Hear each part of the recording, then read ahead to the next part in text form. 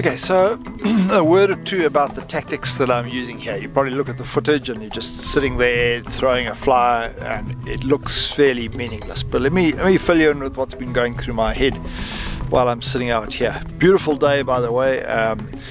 Freezing cold morning this morning, huge frost. When I drove in here, the inlet stream was frozen solid, and that was at, I don't know, nearly midday, so it gives you an idea. But pleasant to be out here in the sun, and there's a nice chop on the water. Why that's important is it makes it more difficult for the fish to see you. So a couple of things. You've seen me crouching here. I try and do that as much as I can to keep below the window of the fish. But yeah, one's legs ache a bit and you end up standing up. So when I stand up to give my legs a break, I stand dead still. If it suddenly goes flat calm, I don't stand up, I go back down onto my haunches. If it's blowing a little bit like it is now, then I'm happy to stand to give my knees a bit of a rest.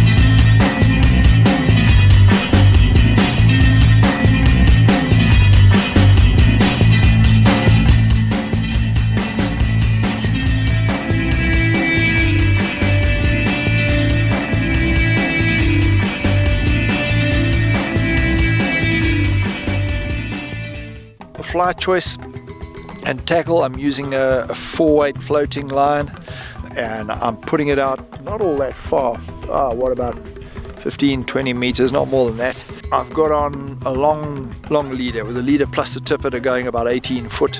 I started off with 2 midges, didn't have any joy. Then the fish were rising. I couldn't really see what they were rising to, but I could see nothing close to the shore, but further out I could see little dark specks. So some sort of a dark fly, probably a mayfly judging by the rise forms. Probably not a caddis, but I put on a caddis for a couple of reasons. One, it was a dark fly, so I thought let me go for the color. Also quite a bulky fly, so easier to see. And I didn't have anything better in the box that's in my vest. I didn't want to go back to the car. So I put that out with the small flashback behind it. Flashback very small, size 16. Why? Because I didn't want it to pull the dry fly down. The other thing is that us South Africans tend to get to a big piece of water like this and go and put on a size 8 woolly bugger. Well, I've got to punt the small flies. You'll be amazed how successful you can be on tiny little flies out on an open piece of water like this. So give it a try. Size 16s this morning, these 2 flies, and I've lost 1 fish and landed 1, and that's really great fun. Yeah, the fish I lost and the one I caught both took the fly as I was starting to move it. So I've had no luck on the dry fly. We've got a south wind, but I'm guessing that the barometer's lifting at really nice conditions, but I'm not seeing fish rise anymore. They were rising when I got here, but not anymore. So, and also the line is bowing in the wind. So I'm going to take off the dry fly, put on another small nymph. I'll look for something small and dark in the box, and I'm going to carry on with the flashback pheasant tail on the point because that's worked already. And I'm going to start with slow retrieving a nymph because that seems to be what they've reacted to.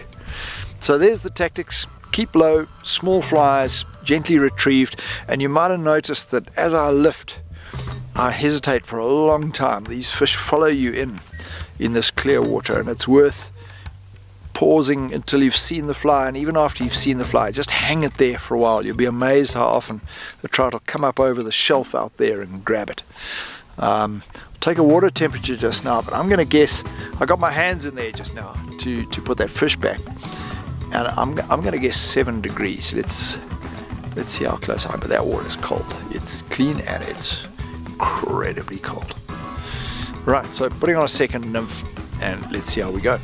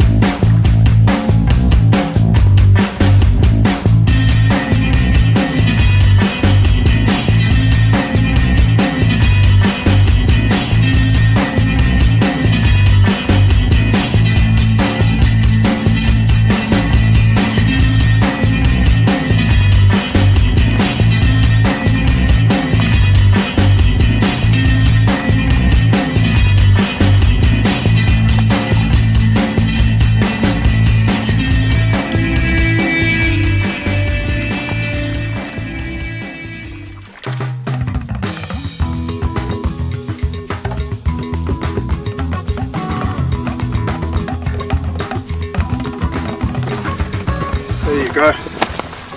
Beautiful brownie. Took that little size 16 pheasant tail nymph. Isn't that a lovely fish? Look at those colours. Let's get it back in the water quickly. There we go. Oh, what a stunning fish.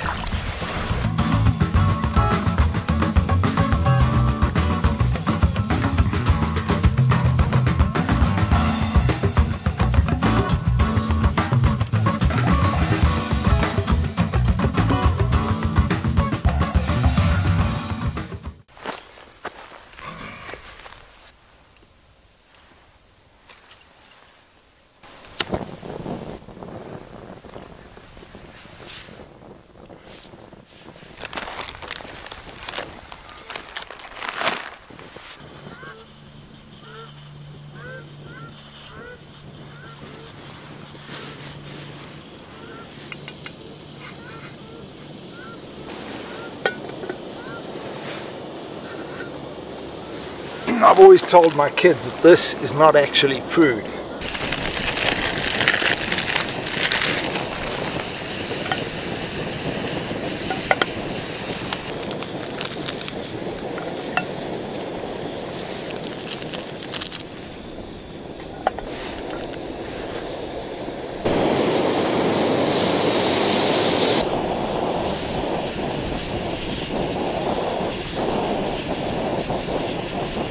I do just want to say that 2-minute noodles are the most wonderful things.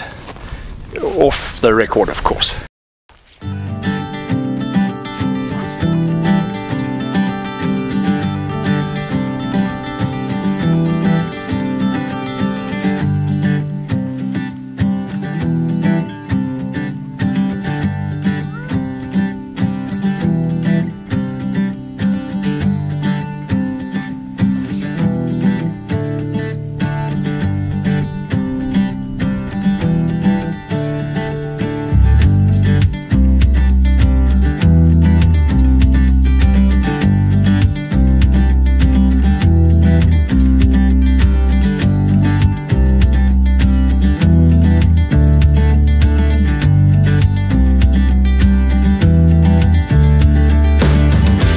Taking a look at my tippet here, like a routine check, and there is a wind knot. Bad idea. And where the dropper is, effectively a wind knot, some sort of a little curl around, and it's no longer rotating, so it's worth stopping. There are some good sized fish here, and it would be a shame to break up because you didn't take the time to just stop and redo some knots. I should really be crouching down like I said I would do earlier, but my knees just aren't up to it, so we'll just try and stand dead still, put our long cast so that the fly's a long way from me, and just see what we can do.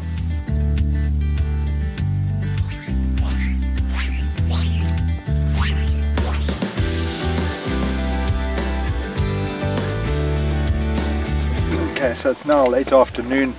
I didn't really come right after lunch, and it's dropped to an absolute flat calm. Very difficult conditions.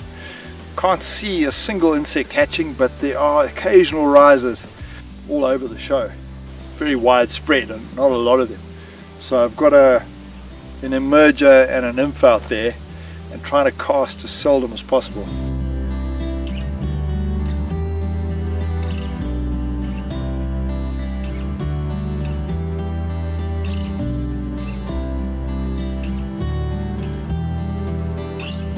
Every now and then when a fish rises, you can just hear this gulp. You actually hear them before you see them. And because it's so still, you can hear them from right across the other side of the dam. It's quite beautiful. Got to get going just now. Just enjoying the sun, taking the jacket off. It's really nice and still and warm. It's just very pretty, but probably not great fishing conditions. So a couple more casts, keep a fly out there, but I'm not really holding up my hopes for a fish in these conditions.